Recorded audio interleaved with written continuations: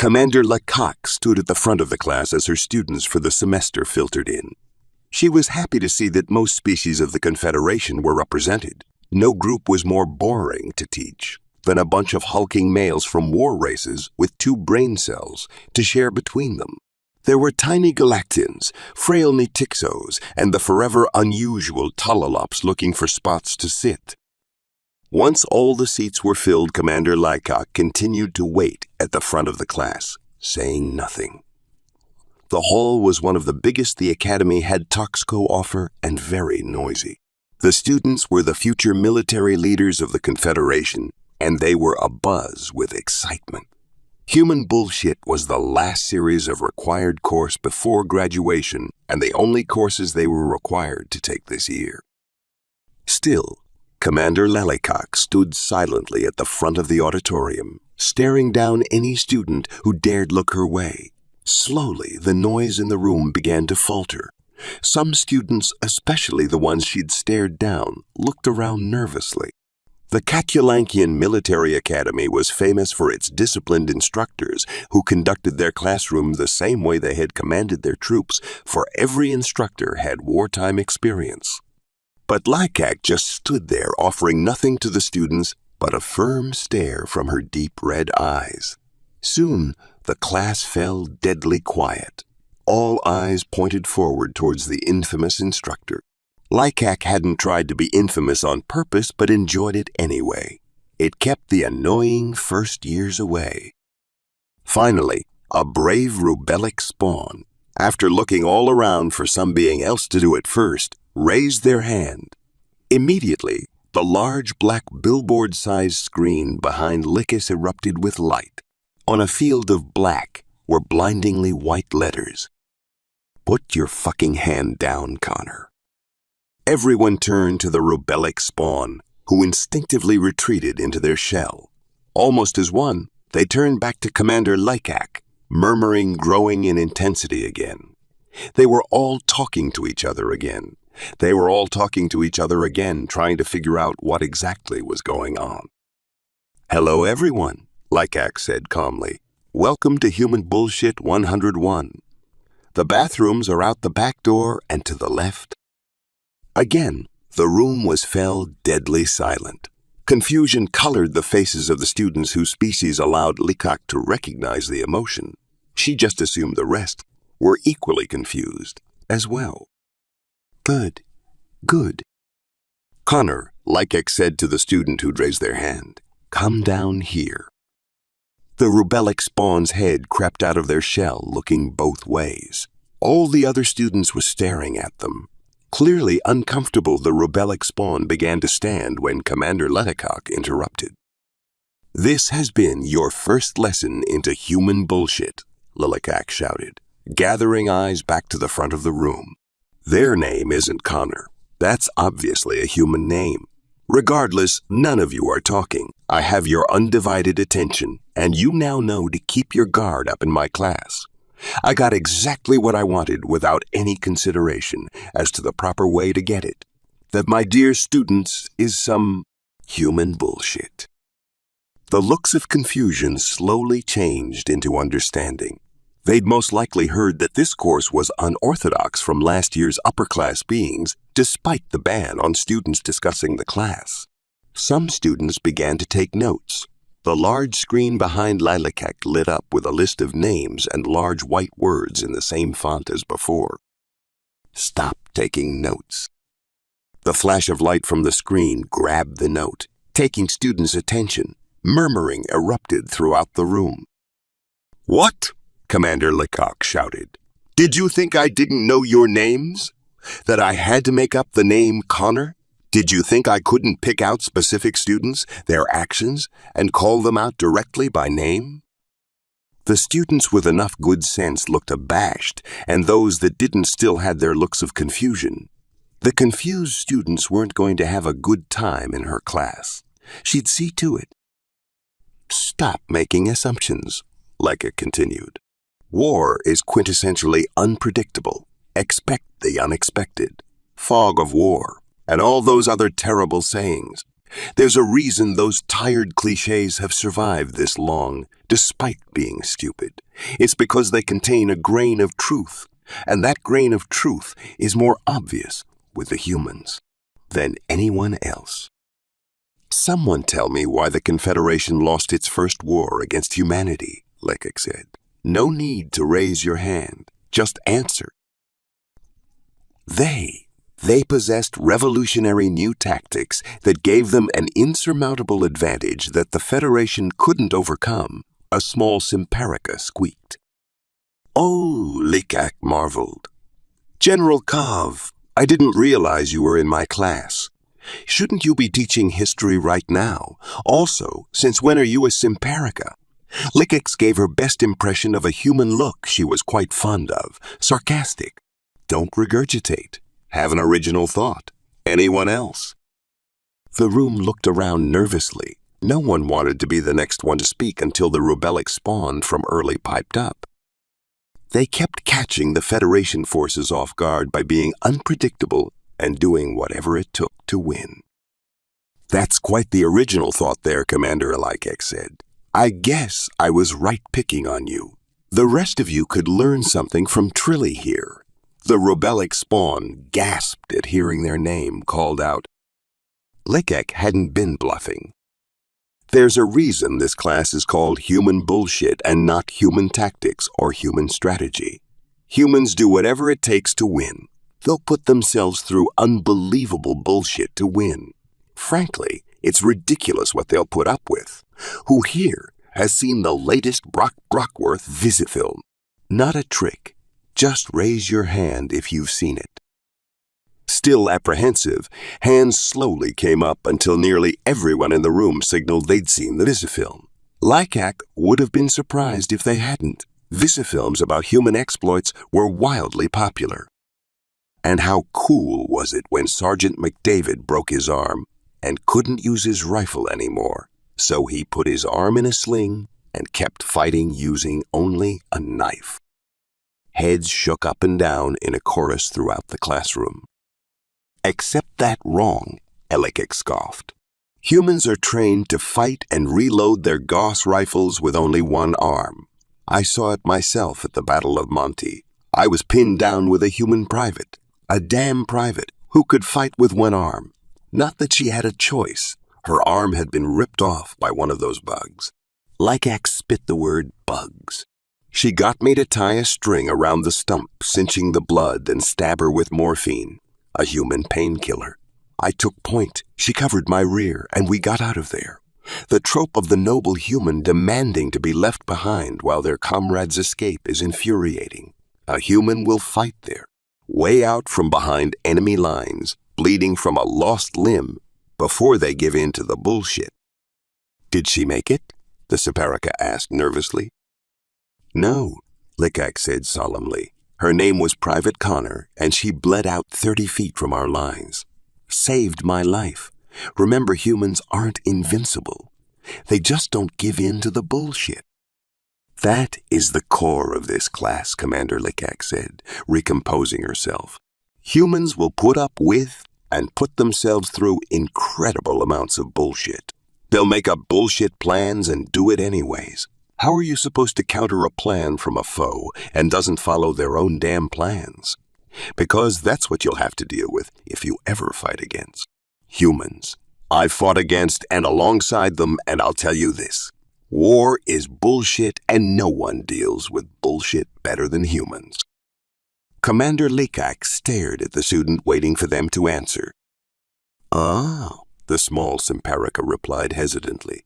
The digestive leftovers from a large grazing earth mammal. Commander Lekek stared at them in near disbelief. This is your second course with me. You have to realize that's not the right answer. The small Simparica looked down in shame. This isn't over, Lekek said, just wanting it to be over. I will break you. You're going to have an original thought if it kills me. Lekek took a deep breath from her ammonium tank to calm herself. Well, that was a terrible start to the course, Lekek said, changing the subject. Let's move on to the main focus of this section, observing human soldiers. It's time for a field trip. The large hall erupted with excitement. Students were talking to each other and gesturing wildly. Some were even standing up ready to file out the door. "And where do you think you're going?" Lickek asked the impulsive students. Everyone froze. This was her second class teaching them in the past few months, so they knew they'd fucked up. The only reason they knew it had been months was because Commander Lilikak insisted on using human timekeeping in her classes. Organizing dates month, day, year was a perfect example of the dumber side of human bullshit. "Answer the question," Lilikak repeated. "Where exactly do you think you're going? Give me coordinates." The students awkwardly looked at each other. Slowly, some of the faces on which Lilikak could recognize emotion realized her point. She waited until most the class got it. This group wasn't half bad. Usually it took students a lot longer to figure it out. Even the small Simparika had gotten the point. "For those of you who don't get it yet, answer me this. How far is it to the closest human establishment?" Embarrassment spread across faces of the rest of the students, or at least what passed for faces in the case of her 3 gully students. Accurate intelligence is worthless if you don't remember to use it. The closest human planet is 42 light years away. You all know that we studied the Treaty of Proxima B last term. Did you think I chartered a starliner for us? Sit your dumb asses down. As the students shuffled back to their seats, the large black billboard-sized screen behind Lilikak lit up as the room lights dimmed. The image resolved itself to gasps. The screen holographically projected a scene to the students, looking as though the front of the lecture hall had given way to reveal a stage. "This is a bar," Lilikak said, "the natural habitat of the human soldier." On the far side of the projection, the bar door opened as a human in fatigues entered, exposing the night sky behind them. It was noon at the Katulankian Military Academy. The bartender is a friend of mine and lets me tap into his security feed once a year for this class. Lilikak had more to say, but she knew she'd already lost the students. They were enthralled with the human bar scene. They were watching actual humans after having talked about them for so long. Of course, they'd seen other videos of humans, but those had been shot and staged for the purpose of viewing. This was different. It was the real thing. After 5 minutes, Lilikak shouted, "Call out interesting things you've observed." "There's a group of 8 males all conversing with 1 female without much interaction with each other," a rebellic spawn shouted. "Good catch, Trilly. You'll encounter far fewer human females in your military service than males. One of the ways human sexual dimorphism presents itself is by human males having an easier time putting on and maintaining muscle than females. In the past, this was a very important distinction and meant most human soldiers were male. The cultural effects of this can still be seen today. Why would this be important to us, as their commanders, to note?" "Mating competitions," Anates offered. "Don't let a human catch you saying that," Lilikak said with her species version of a smile. "But yes, that's exactly what it is. And it'll ruin your human units if you don't come down like a tungsten rod on them when things start going wrong. Human courtship is whole other kind of bullshit you can't let get out of hand. What else have you noticed?" The group at the bar appears to have abandoned their unconsciousness companion at a table to acquire more alcohol. "And what do we say when a human offers us alcohol?" "No, thank you," the class chanted in unison. "And what do we say when they offer again?" "Okay, fine. Just one." They chanted in unison again. "That's right. Inebriated humans want everyone to be inebriated with them. You can take advantage of that to get inebriated for free, but be very careful because they will turn it into a competition, and you will lose that competition, just like the human laying at the table did. But I want to you. Watch their companions for a moment and tell me what you see." The students watched the group at the bar, Slowly, they started murmuring, and a Galactian raised their tentacle. Most of them are looking back at their unconscious companion. I believe they're checking up on him. Good deduction. Those humans are letting their friends sleep it off, but they're still keeping an eye on him to ensure he's safe. You can tell the good humans from the bad ones by which ones take care of their companions after losing an alcohol-consuming competition. Anything else? The bar only had a couple more humans occupants, so the students were starting to struggle to find something of note to mention. After 10 minutes of idle chatter, Lekak drew the class's attention to a poorly lit corner with a single human sitting at a table alone. As the class turned to look, the human downed a glass full of brown liquid before pouring themselves another. "Why this human?" Lekak asked her class. "Why am I picking out this human? Or better yet, why is this human unique or unusual?" The students watched the human carefully, trying to pick apart their every movement. "It kinda looks like they're having a drinking contest against themselves," an umpire said. "Good observation," Lekak said as the human poured more translucent brown liquid into their cup. They now had 2 empty bottles on their table, but it would be more accurate to say they're having a drinking contest against their memories. Humans deal with bullshit better than anyone else, but that doesn't mean it doesn't take its toll on them. Some of the biggest bullshit humans pull is feeling like they need to deal with their bullshit alone. Well, feel is the wrong word. They think they should deal with it on their own because otherwise they are putting other people through their bullshit. The class was quiet while students pondered what Lekak had said. Not reaching out for help when they should wasn't uniquely a human thing, but they were the worse for it. "When was this recorded?" asked the rebellic spawn. "I like where your brain pan is at," Commander Lekak replied. "Of course, this would have to be a pre-recorded video in order for me to teach the lesson I wanted to teach. Here's the thing, though. This is a live feed." Gasps came from the students that were biologically capable. They were looking side to side and talking with each other to try and figure out if she was tricking them again. She wasn't. If there's one thing you can guarantee to see at a human military bar, it's a human blaming themselves for something that isn't their fault. Lekak turns her hardest face on her students. If you ever command human soldiers, you'd better fucking recognize it when it happens. Not if, when. Human soldiers have among the highest rate of suicide of all species. Survivor guilt is something nearly all of them will need to cope with. This is the negative side of human bullshit, and if you recognize the signs, you might just save a human's life. And trust me, it's worth saving. Commander Lekak stood in the side room of the largest hall the Academy had to offer as she waited for students to take their seats on the first class of their final course before graduation. It was truly a special time. Soon she'd never have to see these idiots again.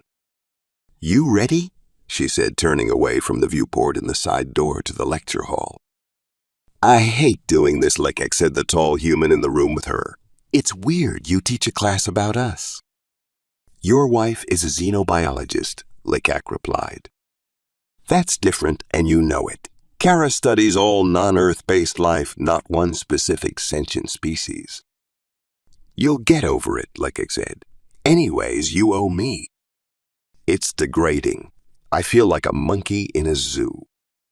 She wriggled up and tapped him on the cheek a couple of times. "Oh, honey, you are a monkey." "Hey, har, you're a riot.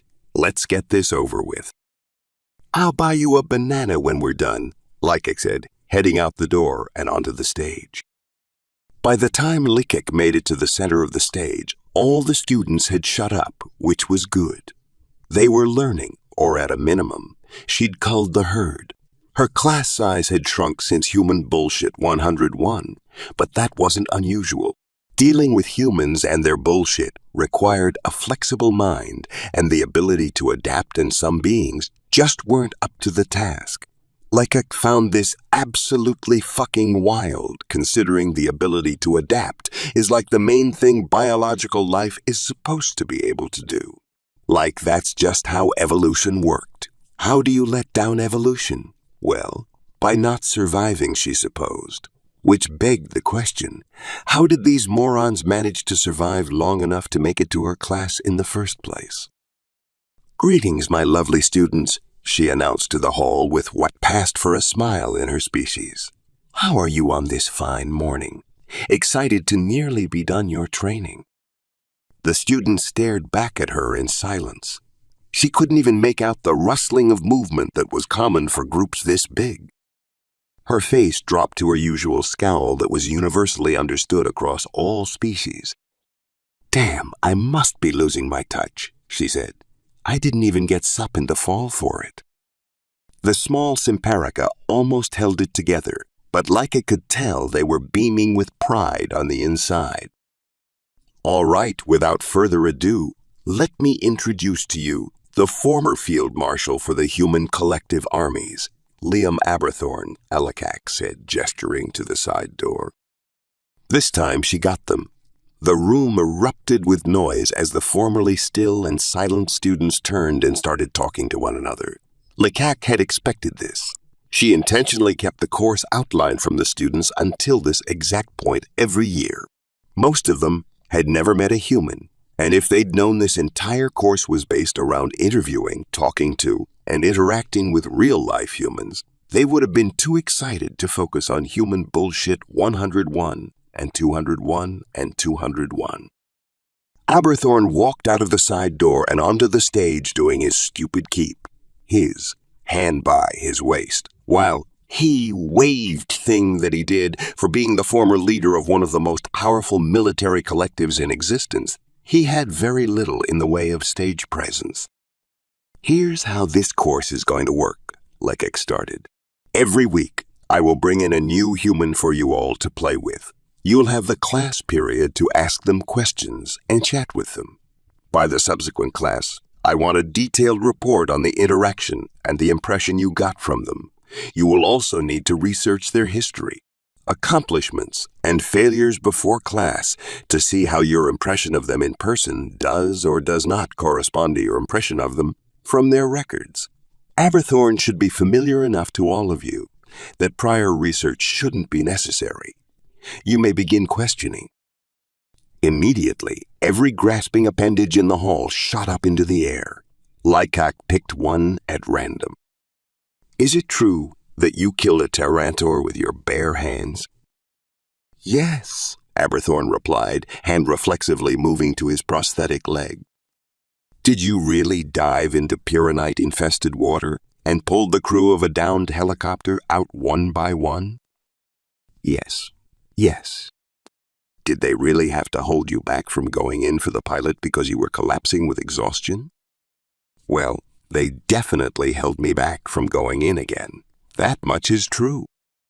"And did you really fly a fire-breathing winged lizard into a fortress to save a royal heir?" Aberthorn looked back at Lecac, who shrugged, bemused. "You know you really shouldn't believe everything she tells you," he said, turning back to the class. The students were all looking past him where Lecac was standing. She was giving them her famous look. "Which I'm now realizing is part of the lesson that she's been trying to teach you all along," Aberthorn continued, slapping his forehead. "Damn it, Lecac, don't you ever let up." "No," she replied, smiling. The questions continued for the next few hours, and she could see that some of the students had already picked up the human bullshit theme for this lesson. No matter how much you know or read about a human, you don't really know them until you've met them. It helped that Aberthorn was so different from his famous persona. "Any last questions?" Lecac asked as the end of class drew near. Trilly, Lilycock's best student who'd been oddly quiet, raised her hand. "How do you know Commander Lecac?"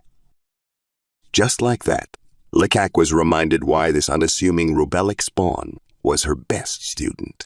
In a single question, she'd learn about Aberthorn, gain contextual information about why he was here, and learn about Elicus's life before the academy, which, until this moment, she'd kept out of the classroom. Lecac felt bad for Trilly's future enemy combatants. Aberthorn turned to Ellicac. I'm cleared to discuss classified materials, right? Lycak nodded slowly. Aberthorn turned back to the class. We were joint commanders in repelling the void, Ravik invasion. The room erupted into chaos again. It was as though Aberthorn had told them the sky was falling or Eftel was now impossible. He said it so casually, like the Void Ravik invasion wasn't the largest and most profound military event in generations. "Quiet down," Lekek shouted. "How come you didn't tell us earlier?" one of her 3 Galactian students asked. "Because it has nothing to do with human bullshit." "No," Aberthorn said, "but making everything about yourself is some classic human bullshit. So, let's do that. Who wants to learn more about your favorite professor here? I'll answer any question you want." He flashed a shit-eating grin at Lycak. Class went an hour longer than usual, which wasn't unusual when Aberthorn was around. He told them all about the Void Ravik invasion and Lycak. For Lycak's part, she held her dignified pose as Aberthorn made a point to tell embarrassing stories about her. Once the last students filtered out of the hall, she slouched down, taking pressure off her fluid-filled capillaries. They hurt like hell. "You should really get that looked at again," Aberthorn said, falling into a chair. "And you should really upgrade your prosthetic leg so standing for long periods doesn't hurt," Lycak retorted. "A pair of broken toy soldiers, huh?" Lycak rolled all 8 of her eyes and made a mental note to talk to her class about how humans like to spout pseudo-philosophical bullshit when they get old. "Tell me about it," Lycak said instead. "Thanks for coming and helping, by the way. I hope you know how much I appreciate it. Although, did you really have to tell them about the fried chicken incident? That wasn't part of the plan." "How could I not tell them?" Aberthorn said, pulling an outline for the lesson that included everything up to and including the Void Ravik invasion. "Do you think they realized we planned the whole thing? They're a good group, but they're not that good." "Fair," Aberthorn said. "Am I still on the hook for next year?" "That depends," she replied, getting up. "Are you still sober?" "If I wasn't, Kara would have told you by now," he said, getting up as well. "You know sponsors aren't supposed to blackmail their sponsees. And you weren't supposed to tell my students about the fried chicken incident." Even. They walked out of the hall together. "You still owe me a banana,"